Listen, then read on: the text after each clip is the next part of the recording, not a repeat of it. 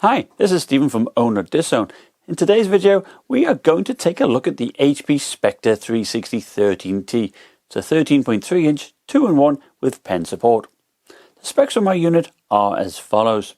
The CPU is the Ice Lake 4-core 8-thread 1065 G7 that has a base clock of 1.3 GHz and a single core boost of 3.9 GHz. It's a 15-watt chip that can be configured to 25 watts in high performance mode. It has onboard Intel Iris Plus 940 graphics with 16 GB of onboard low power DDR4 x 3733 MHz RAM running in dual channel. The panel of mine is a 4K AMOLED, but you can also get a full HD one should you wish, and both are multi-touch. Powering it is a 60 watt-hour battery, which got me about 5 hours of runtime. Now certainly do expect more from the Full HD IPS panel. The Wi-Fi was very good. It uses an Intel Wi-Fi 6 AX201 card. The 512GB NVMe SSD was made by Hynix, and it had decent read speeds of 3,465 megabytes per second and write speeds of 2,385 megabytes per second. The 13T is available in silver like mine, or blue, or even black. Starting price is $1,200, and my unit retails for $1,350. So what we get in the box is a nice portfolio. Very nice indeed, I do like that.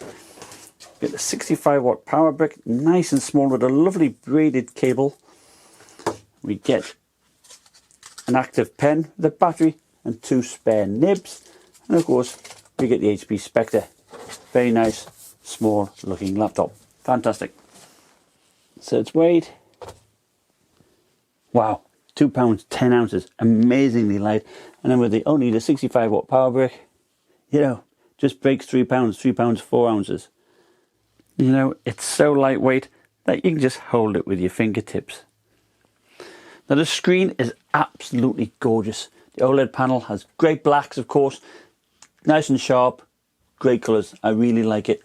And the bezels are nice and thin, and it's very stiff chassis as well. You know, the lid is very stiff, and you still have space for the webcam up top.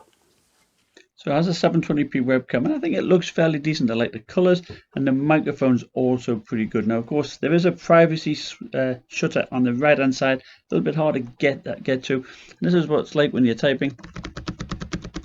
There you go.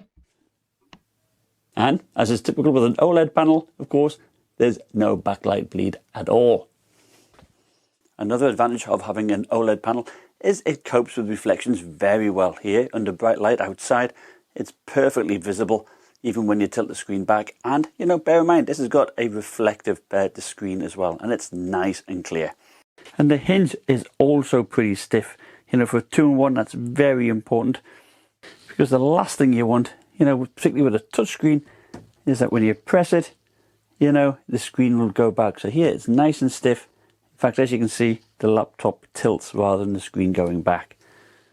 And of course, with it being a 2-in-1, you can, you know, have it in this type of mode, like presentation mode, ideal for sitting on a bed or something like that. And of course, it's a touchscreen and it's very responsive. Very nice. So the aluminum lid, nice clean looking, HP logo, reflective in the center. It's nice and sharp looking, no fingerprints, so it's perfect as a business laptop. So the keyboard deck is very clean looking, made of aluminium, and it doesn't show fingerprints, which is nice. So it's nice and sharp. And the trackpad is fair size really. It's centrally located, and it's a Synaptics trackpad. And their drivers have come a long way, so tracking works pretty well, as does, you know, scrolling, pinch to zoom, that type of thing. So very impressed there. The keyboard itself, you know, the keys are quite large, you know, larger than perhaps even most 15-inch laptops. And of course, there's no number pad, but the spacing is nice, and the distance of travel is very fine. And, you know, very nice keyboard. I did like that indeed. I found the key lighting to be pretty good. It times out after, you know, about 30 seconds, but there's 2 levels. You've got the brightest, it's all white, like that, or you can turn it off. Just one touch press on F5. It works pretty well. I like it. There are 2 methods for Windows Hello, either using the fingerprint here or using face recognition. So the underside of the 13T is, you know, equally as nice. Again, the aluminium, silver in colour. You got speakers here and some air intakes here. Now unfortunately I couldn't take the back off. I didn't have a screwdriver to fit these Torx screws here. However, I understand that the RAM is soldered on, so only upgradability probably is the M.2 drive and possibly even the Wi-Fi card. So that's it. So you'll notice the corners here are angled. It's very nice, and of course you've got a power button here on the left hand side top corner. You then have the headphone mic jack, and you have a USB 3.1 Gen 1 Type A port which supports sleep and charge. And it's quite ingenious because you've got a little flap here that makes it allow to slot in nice and easily. You'll notice that the edges are very nicely chamfered and shiny. Now although there's no ports around the back, it certainly looks very classy with a Spectre engraved here on the back of the hinge. So on the right hand side we've got two ports here. They are the USB 3.1 Gen 2 Type C ports, Thunderbolt 3 ports. Now you use either of those for charging up your laptop, and of course they accept power delivery in the reverse direction, so you can charge up a mobile device when the laptop is asleep. Now it does accept power delivery 3.0 and DisplayPort 1.4. And here we have a micro SD card slot, and here we have a little switch which deactivates the webcam. And I do like having the connectors here on the corner. When you're a bit short for space, doesn't mean it gets in the way on the right hand side, and around the back sometimes you can't see where the ports are. This is a nice compromise. The down-firing stereo speakers are pretty decent, pumping out about 75 decibels. And at idle, it is whisper quiet. 33 decibels is the ambient level of my studio. And even when you're pushing the 13T to its limit, fan noise is fairly low at 44 decibels. Under load, the chassis is quite cool. 44 degrees in the center of the keyboard and low 30s at the palm rest area. Underneath, it is a bit warmer at 47 degrees, but felt comfortable to the touch. So it works well with the lid closed. If you want to use it as like a dock and export to an external monitor using the USB-C cable, it works very well. So you can connect the Thunderbolt 3 port to an eGPU, in this case the Razer core, in which I've got an RTX 2080, and I've got Overwatch running here at 3840 by 1600, and I'm getting 114 FPS, and this is on ultra settings, so that is very nice.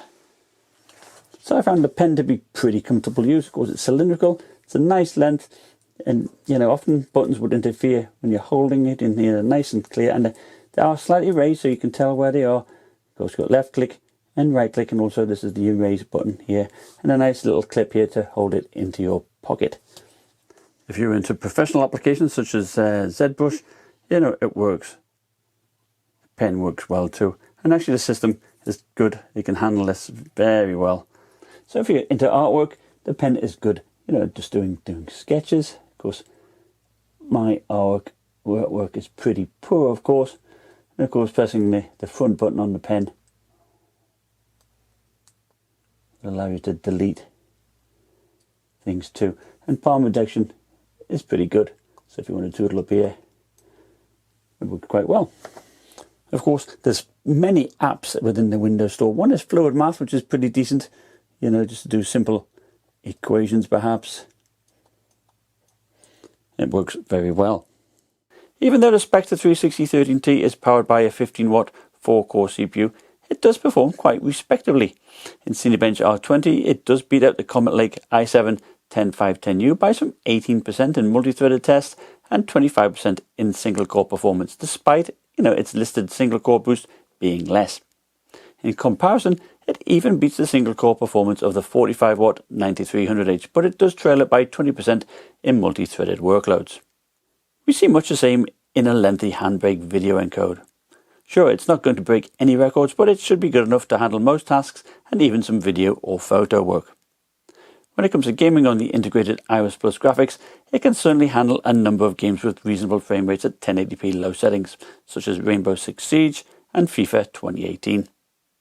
Switching between 720p high or 1080p low doesn't make a huge difference, as shown in this Overwatch footage.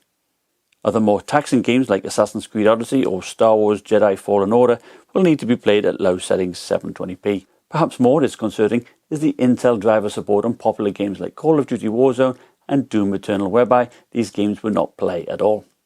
At the end of the day, the Spectre 360 13t isn't a gaming notebook. Its audience will be graphics or business professionals who like the small form factor, ultra portability and excellent build quality. There is a lot to like about the machine. The screen is drop dead gorgeous. Watching movies on this with the very good speakers was quite a joy. If you're interested in buying this laptop, I put an HP affiliate link in the description. I'd like to thank you for watching. Make sure to like and subscribe. I'll see you next time. Bye.